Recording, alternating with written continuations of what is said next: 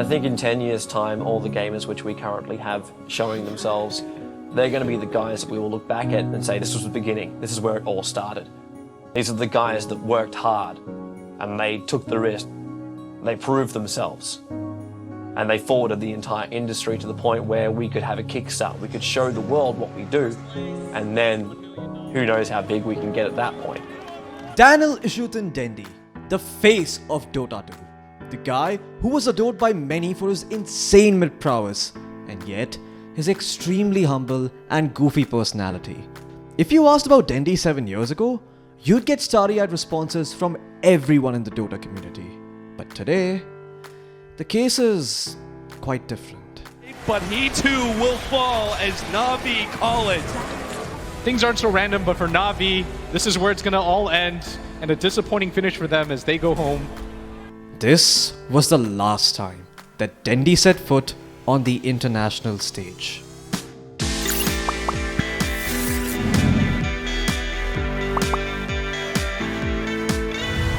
Growing up, Dendi was a very active child. He also seemed to have a deep sense of admiration and gratitude for his father. In fact, he loved his father so much that he'd accompany him for hours at a stretch for something as mundane as fishing. Unfortunately, one day Dendi got the news that would change his life. And stay for a few weeks, so we watch everything, stuff like this.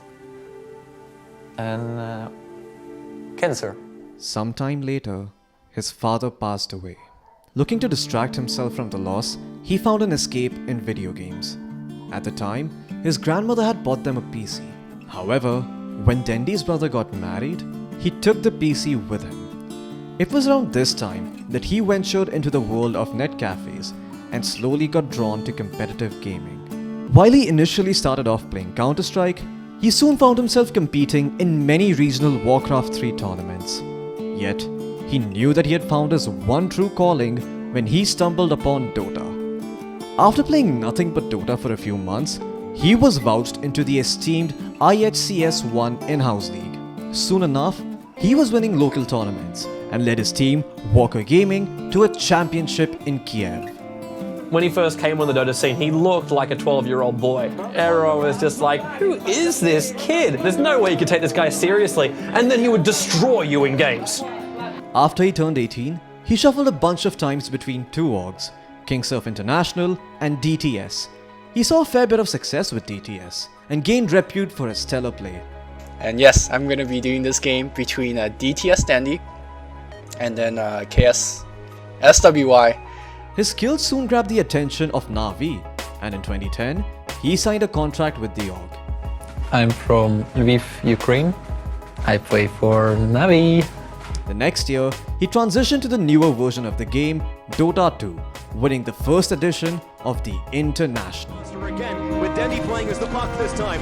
If Na'Vi wins this, they win the whole tournament. Dendi, he's gonna jump out. He goes for the dream call, he gets him. He gets Ehorn, holds him in the middle lane. Na'Vi already on the way out.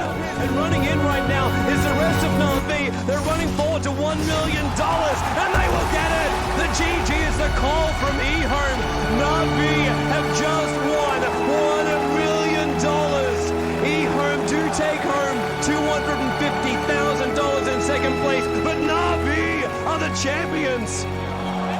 Soon after his TI win, Dendi quickly gained fame on the internet.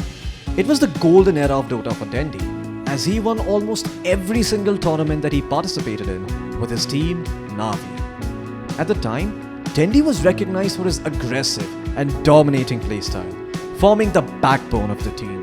Guys who play better, and then, there is actually guys who play even better than these guys. Okay, now it's time to kick your ass. Sorry. When the second international came around, Na'Vi were the clear favorites to take the tournament. Dendi was revered as one of the best mid players at the time. Looks so in range! And now he can't get it. The Riptide 16 HP. The Courage can play it. Dendi! Naga just needed one swing of the blade! At TI2, the team bested each and every Chinese giant that came their way. Team DK, IG, and LGD Gaming. patience from Zoe. Waiting in the wings. Navi's about to be caught. Oh, there's the sleep. The surge. He catches everyone. Oh, this could be a total disaster. Vacuum in. Ravage on everyone. The black hole as well. Light of heaven turns it around. Ravage as well. Stolen by Dendi. Are you kidding me? They turn it around. 4 heroes dead. They won each and every BO3 to make their way to the grand finals. There, they faced a team that they had earlier knocked down to the lower bracket, Invictus Gaming. Confidence was running high, since Na'Vi had already beaten IG once. Unfortunately for them, IG had learned from their losses and bested Na'Vi in the BO5. Dendi was sent home packing, unable to secure his second TI win. However, once again, Dendi would have an amazing season outside of TI, when Na'Vi won almost every tournament that they attended. By the time TI3 rolled around, Na'Vi were once again the clear favourites to clinch the trophy. Like last year, they'd reach the grand finals of the tournament. Only this time, they do it in a somewhat cheeky fashion. Fu is going to continue to push. They're not done. Mech still hasn't even been used. There's a hook. Howell brought all the way back to the base. Cleaned up by the fountain. The grand finals was one of the greatest matches in the history of the tournament. The match went to a full best of 5 with a nail-biting finish. The Kings of the North Alliance wins! They win TI3! The Alliance just won $1.4 million! A second place finish didn't seem all that disappointing though, except to some members. Her host, the position 1 for the team, was so pissed that he ended up calling his own teammates a bunch of idiots in an interview. Though the team had won TI and made a lot of money winning other tournaments as well, this was the beginning of an uphill battle that only got steeper with time. Dendi continued to rack up first place finishes after TI, and at one point, he even won 4 tournaments in a row. By that time, Dendi was a superstar in the world of Dota. Thanks to his amazing shenanigans at TI3, almost everybody was picking Pudge in their pubs. He was so popular that Valve even added an item in the game felicitating the player, the Dendi doll for Pudge. Quite poetic. During the build up to TI4, Dendi was facing stiff competition from the likes of S4, Mushi, and the up-and-coming RTZ. While they secured a ton of top 3 finishes, the dominance was slowly starting to fade away. Regardless, the evidence spoke loud and clear. Na'Vi wasn't the same team that had won the International. It finally became apparent that change was needed when the roster finished in 7th to 8th place at TI4. It's just too high. It's a double kill for Sing Sing, triple kill for Sing Sing, an ultra kill for Sing Sing, and GG! Na'Vi are out.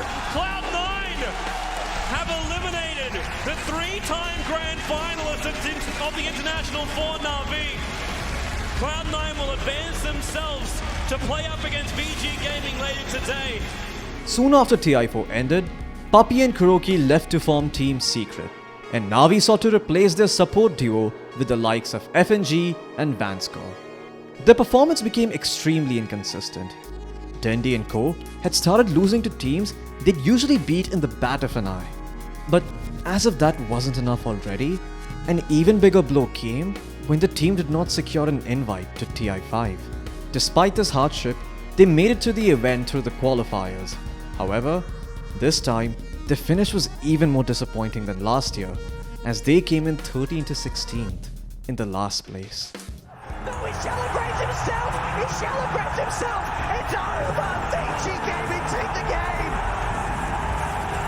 Oh my goodness! Na'Vi are out, VG Gaming move forward. What an end to the game. They gave it their all, Na'Vi, but at the end of the day, too many mistakes, VG Gaming. At this point, Dendi was pretty much considered to be one of the older players in the circuit. Young stars like Samel, Resolution, and Maybe were already making their mark on the scene. However, despite their best efforts, they still couldn't find any place for themselves in the subsequent tournaments. Eventually, Na'Vi would limp their way to TI6. The competition was tough, and a lot was riding on the veteran Dendi to carry the team to victory. However, in a disappointing sense of deja vu, Na'Vi were once again eliminated in the last place. If there was any magic remaining in Dendi's fingers, it was surely lost by now. Since then, they tried twice to make it to TI, once in 2017 and once in 2018, but failed both the times.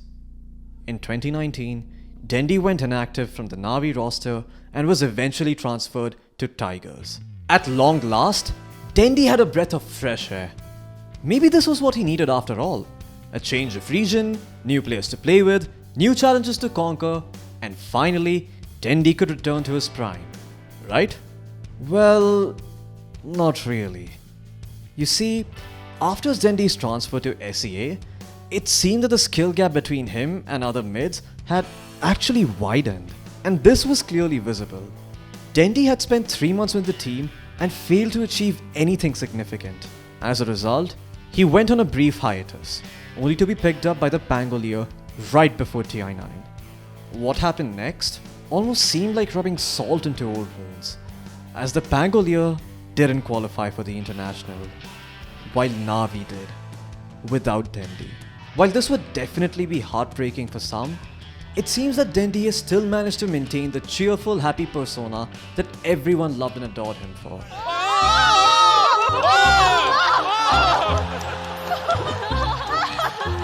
Dendi 刚刚乱入了，跑到我们这边把这个奶酪抢过去。He started to show up as an analyst for TI, and recently, he was also there at the Bukovel Minor on the Russian panel.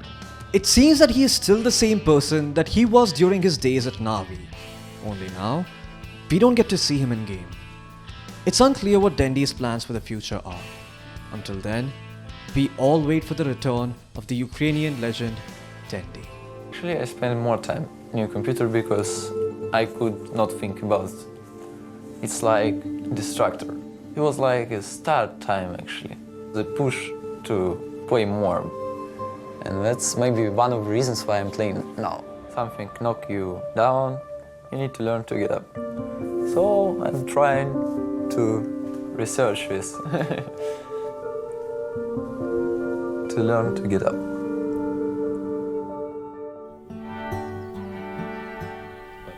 It's never too late for a comeback.